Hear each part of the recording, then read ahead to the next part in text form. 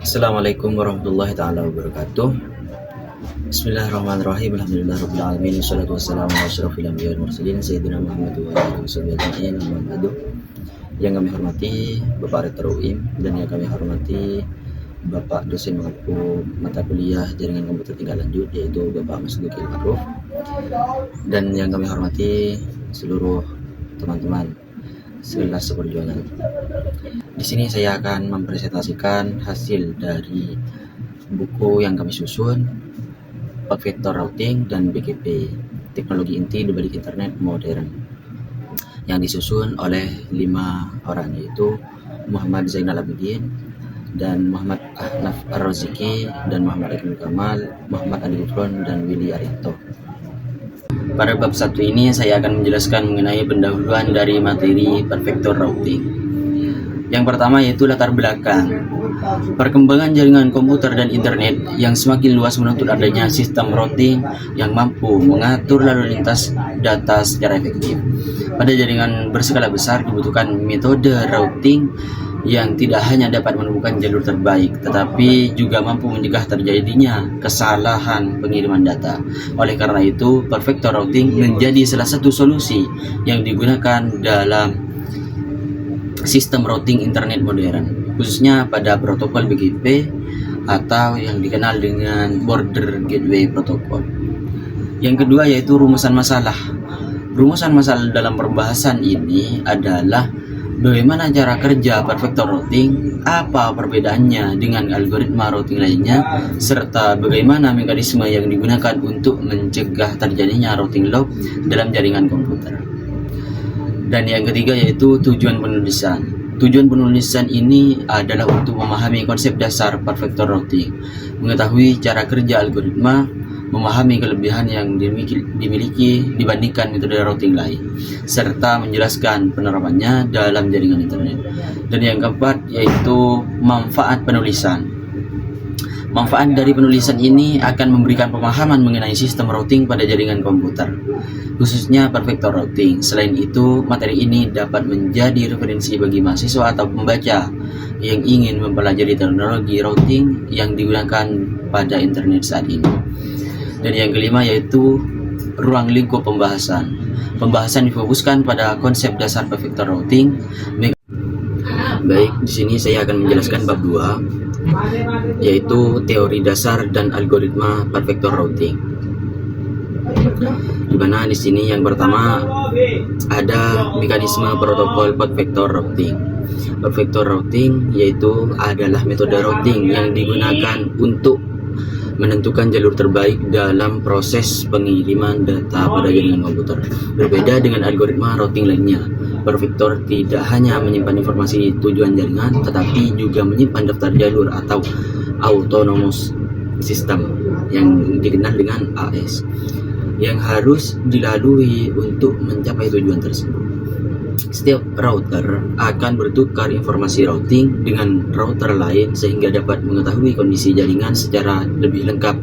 Dengan mekanisme, router dapat memilih jalur yang paling sesuai dan menghindari kesalahan dalam proses pengiriman data. Dan yang kedua yaitu perbedaan distance vector dan perfector. Distance vector dan perfector merupakan algoritma routing yang memiliki prinsip kerja berbeda. Distance vector menentukan jalur berdasarkan metrik tertentu seperti jumlah hop atau jarak menuju tujuan. Informasi yang diperoleh relatif sederhana karena hanya berisi tujuan dan nilai jalannya. Sementara itu, perfector menyimpan informasi jalur secara lengkap, termasuk daftar autonomous yang dilewati.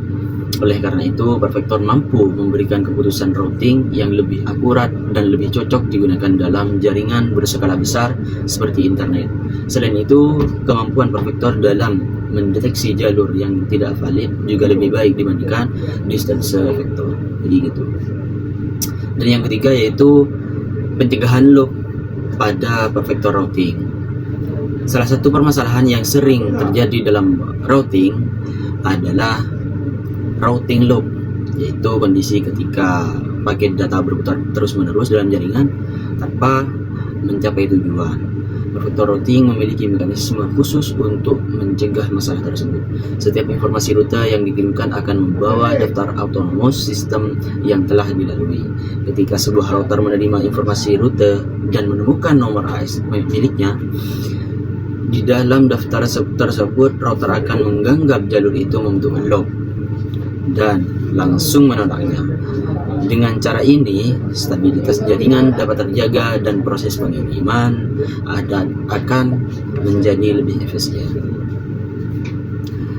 Dan yang keempat yaitu teori graf dalam routing komputer. Teori graf merupakan dasar konsep yang banyak digunakan dalam routing komputer. Dalam teori graf, jaringan dipresentasikan sebagai kumpulan node dan edge. Node menggambarkan router atau perangkat jaringan, sedangkan edge menggambarkan hubungan atau koneksi antar perangkat tersebut. Dengan menggunakan konsep graf, algoritma routing dapat menganalisis berbagai kemungkinan jalur yang tersedia dan menentukan rute yang paling efektif. Penerapan teori graf membantu meningkatkan efisiensi jaringan serta mempermudah proses pencarian jalur terbaik. Dan yang terakhir, bagaimana cara algoritma perfektor? Cara kerja perfektor dimulai ketika router menerima informasi rute dari rute tetangganya. Informasi tersebut berisi alamat tujuan dan daftar jalur yang telah dilewati. Router kemudian menyimpan informasi ke dalam tabel routing dan membandingkannya dengan rute lain yang tersedia setelah dilakukan evaluasi berdasarkan kebijakan routing dan atribut yang digunakan. Router akan memilih jalur yang dianggap paling baik. Informasi route yang telah dipilih kemudian disebarkan kembali ke router lain sehingga seluruh jaringan dapat mengetahui perubahan kondisi yang terjadi. Proses ini berlangsung secara terus-menerus agar jaringan tetap dapat beroperasi dengan optimal. Kesimpulannya bagaimana? Berdasarkan penjelasan tersebut, dapat disimpulkan bahwa perfektor routing merupakan algoritma routing yang mampu menyimpan informasi jalur secara lengkap sehingga dapat mencegah terjadinya routing lock dan meningkatkan keakuratan pemilihan rute. Algoritma ini menjadi dasar dari Border Gateway Protocol atau yang dikenal dengan BGP, yaitu protokol routing yang digunakan untuk menghubungkan berbagai jaringan di internet. Karena memiliki kestabilitas dan keandalan yang tinggi, perfektor routing sangat penting dalam mendukung komunikasi data pada jaringan modern. Baik, Assalamualaikum warahmatullahi wabarakatuh. Perkenalkan, nama saya Muhammad Ahnaf Arusiki dari kelas TIB Angkatan 2023. Hari ini saya masuk ke bab 3, di mana kita akan membedah arsitektur Border Gateway Protocol, bisa disingkat dengan BGP, pada Internet Core. Singkatnya, Internet Core adalah kumpulan jaringan raksasa yang menghubungkan seluruh dunia, dan BGP adalah bahasa protokol utama yang mereka gunakan untuk saling bertukar informasi rute data. Nah, di sini di gambar ini kita akan membahas bab 3 yang sangat penting bagi para network engineer, yaitu arsitektur BGP dan Internet Core. Topik yang dibahas dalam video ini meliputi arsitektur Border Gateway Protocol BGP pada Internet Core. Yang kedua, apa itu Autonomous System yang bisa disingkat dengan ASN pada jaringan BGP. Yang ketiga, perbedaan mendasar antara IBGP dan EBGP. Yang keempat, tantangan skabilitas routing table pada Internet Core. Yang kelima, topologi full mesh pada IBGP dan solusi untuk mengatasinya. Untuk bisa saling berkomunikasi, setiap jaringan raksasa ini butuh identitas. Disinilah kita mengenal nomor Autonomous System (ASN). Bayangkan ASN ini seperti kode pos atau nomor identitas unik untuk sebuah jaringan besar, misalnya ISP perusahaan A dan ISP perusahaan B, agar BGP tahu dari mana dan kemana data harus dikirim. IBGP versus eBGP. Di poin ketiga, BGP sendiri terbagi menjadi dua jenis utama, IBGP dan eBGP. Bedanya apa? Sangat sederhana. eBGP eksternal digunakan untuk menghubungkan dua autonomous sistem yang berbeda antar ISP, sedangkan IBGP internal digunakan untuk mendistribusikan rute BGP di dalam satu autonomous sistem yang sama. Stabilitas routing table di poin ke-4. Bayangkan jutaan rute internet dari seluruh dunia masuk ke router kita. Ini terus tumbuh. Tabel routing BGP menjadi sangat besar atau mencapai ratusan ribu rute.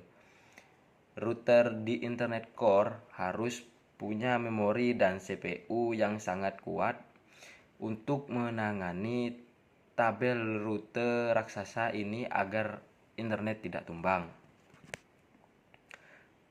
Di poin ke-5, tantangan lainnya ada di IBGP. Aturan baku IBGP mengharuskan semua router di dalamnya saling terhubung secara langsung, yang kita sebut topologi full mesh. Kalau routernya sedikit tidak masalah, tapi kalau ada puluhan router, koneksinya jadi terlalu rumit. Solusinya, kita biasanya menggunakan teknik seperti route reflector atau confederation agar jaringan tetap jadi tanpa harus full mesh. Nah, penutup dan kesimpulannya, jadi itulah gambaran singkat mengenai arsitektur BGP dan bagaimana Internet Core bekerja. Mulai dari konsep BGP, ASN, perbedaan IBGP dan eBGP, hingga tantangan skabilitasnya. Terima kasih sudah menonton. Kalau ada pertanyaan langsung tulis di kolom komentar. Sampai jumpa. Assalamualaikum warahmatullahi wabarakatuh. Baik, sebelum menjelaskan, di sini saya akan memperkenalkan diri terlebih dahulu. Perkenalkan, nama saya Muhammad Zainal Abidin. Di sini saya akan menjelaskan pada bagian bab 4, yaitu atribut dan kebijakan routing BGP. Yang pertama atau 4.1, atribut jalur BGP ASPath atau Autonomous System Path. ASPath adalah atribut bertipe well-known mandatory atau harus ada dan dikenali oleh semua router BGP yang berisi daftar nomor Autonomous System atau ASN yang telah dilewati oleh sebuah informasi rute atau prefix iklan. Fungsi utama. Yang pertama, pencegahan loop atau loop prevention. Ketika sebuah router BGP menerima rute iklan, ia akan memeriksa daftar ASPath.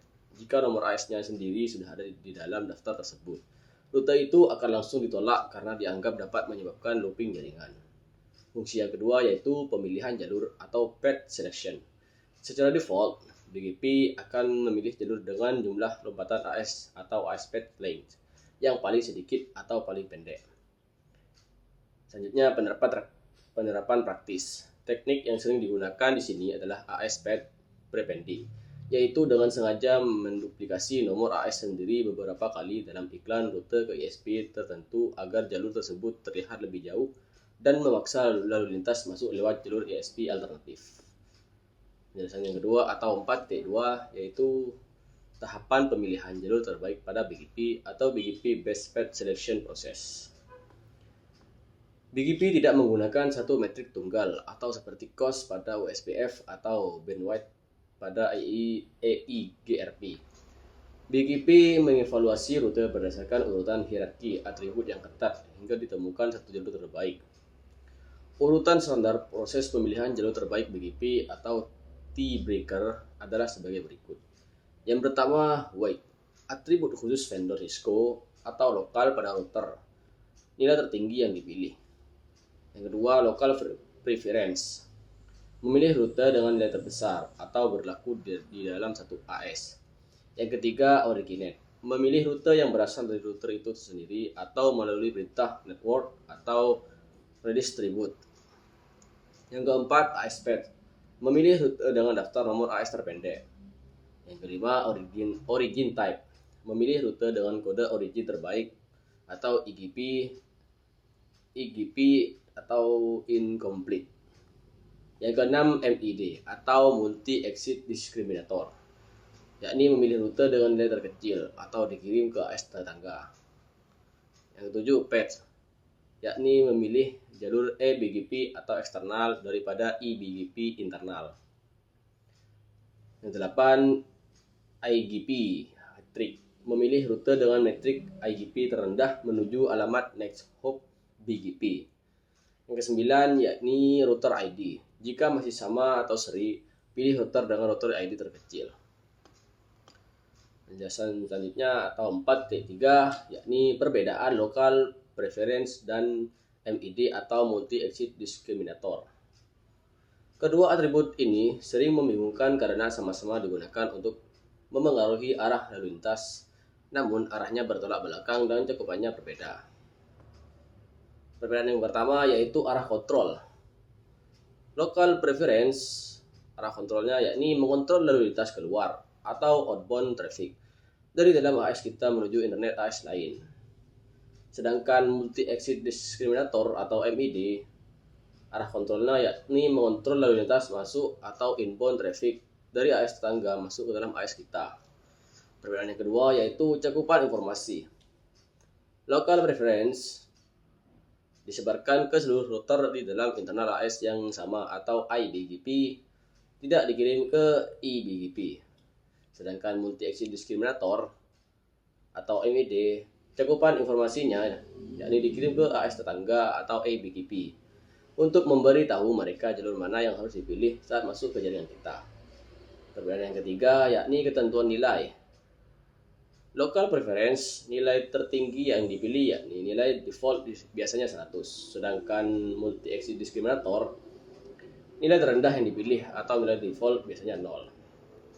Penjelasan ke-4.4, yakni rekayasa lalu lintas jaringan atau traffic engineering pada BGP.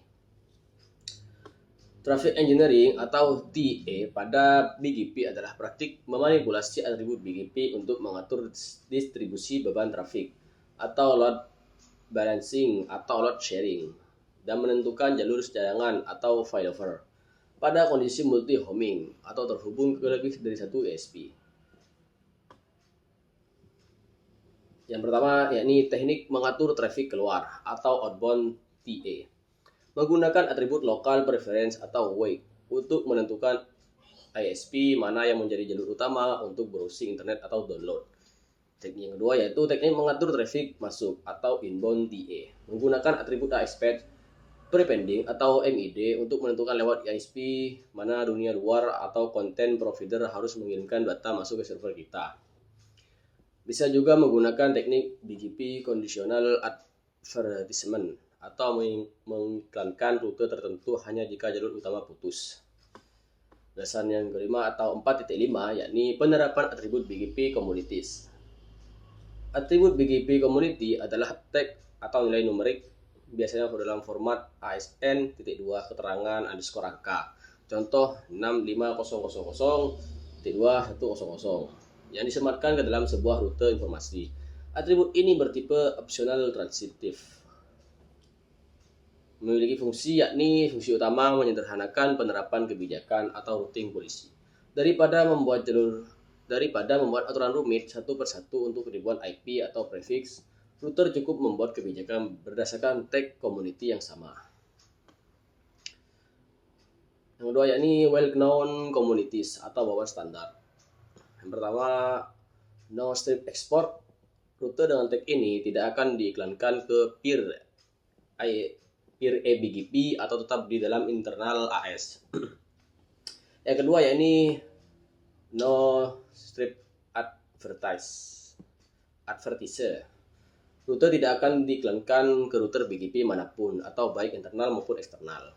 Yang ketiga, local AS digunakan dalam skenario BGP Confederation untuk membatasi iklan router hanya pada sub AS lokal.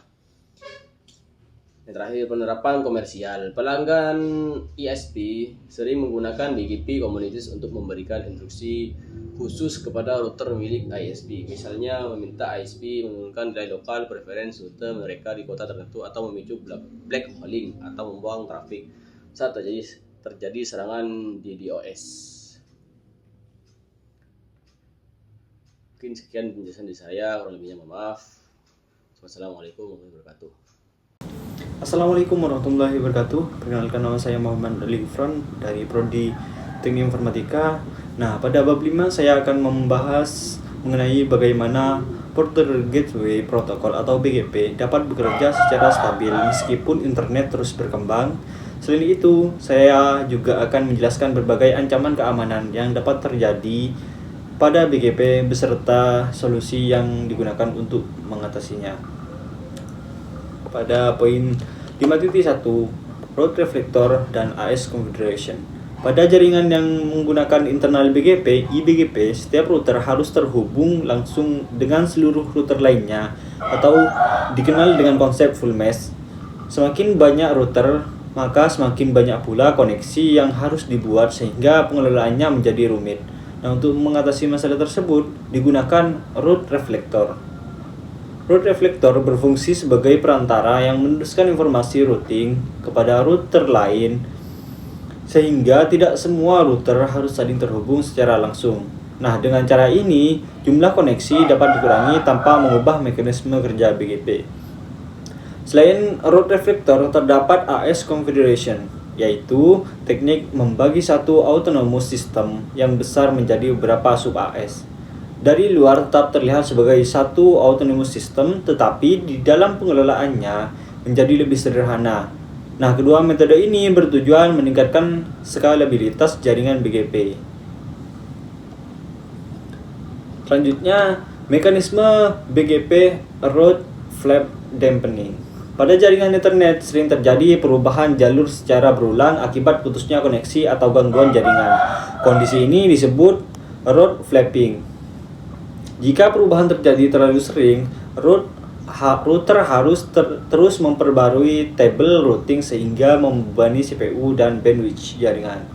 Nah, untuk mengatasinya digunakan road flap dampening, yaitu mekanisme yang memberikan penalti terhadap road yang sering berubah. Road tersebut akan ditahan sementara sehingga tidak langsung diumumkan kembali ke jaringan. Setelah kondisi jaringan stabil, penalti akan berkurang dan road dapat digunakan kembali. Manfaatnya yang pertama, mengurangi update sistem routing yang berlebihan. Yang kedua, menjaga stabilitas internet. Yang ketiga, mengurangi beban router. Selanjutnya, kerentanan keamanan BGP hijacking. Walaupun BGP sangat penting, protokol ini memiliki kelemahan, yaitu tidak melakukan validasi apakah sebuah autonomous system benar-benar berhak mengumumkan suatu prefix IP. Hal tersebut dapat dimanfaatkan oleh pihak yang tidak bertanggung jawab melalui serangan BGP hijacking. Pada serangan ini, penyerang mengumumkan prefix IP yang bukan miliknya sehingga lalu lintas internet dialihkan ke jaringan penyerang. Akibatnya data dapat disadap, dimanipulasi, bahkan layanan internet menjadi tidak dapat diakses. Kasus BGP hijacking pernah menyebabkan gangguan pada layanan jaringan internet berskala internasional. Dampaknya yang pertama, data salah tujuan. Yang kedua, layanan internet terganggu. Yang ketiga, risiko pencurian data. Selanjutnya, keamanan routing dengan RPKI. Untuk meningkatkan keamanan BGP dikembangkan Roles Public Key Infrastructure atau RPKI. RPKI menggunakan sistem sertifikat digital untuk memverifikasi apakah sebuah autonomous system benar-benar memiliki hak untuk mengumumkan satu prefix IP. Ketika router menerima informasi routing, router akan melakukan proses validasi menggunakan data RPKI. Jika informasi tersebut valid, maka root diterima. Sedangkan jika tidak valid, maka root dapat ditolak. Dengan adanya RPKI, risiko terjadinya BGP hijacking dapat dikurangi secara signifikan.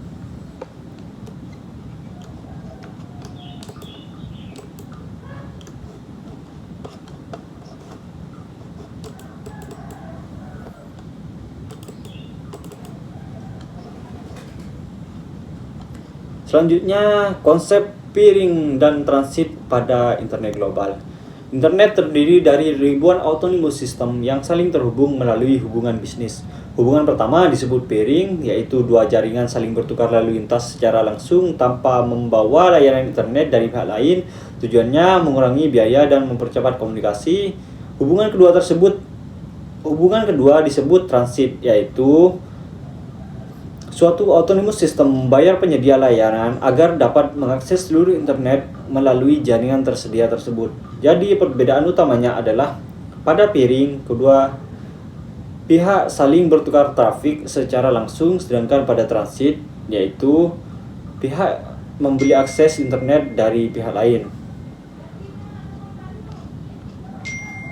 Nah, kesimpulan dari bab 5 yaitu dapat disimpulkan bahwa semakin besar jaringan internet, semakin penting mekanisme untuk menjaga skalabilitas dan keamanan.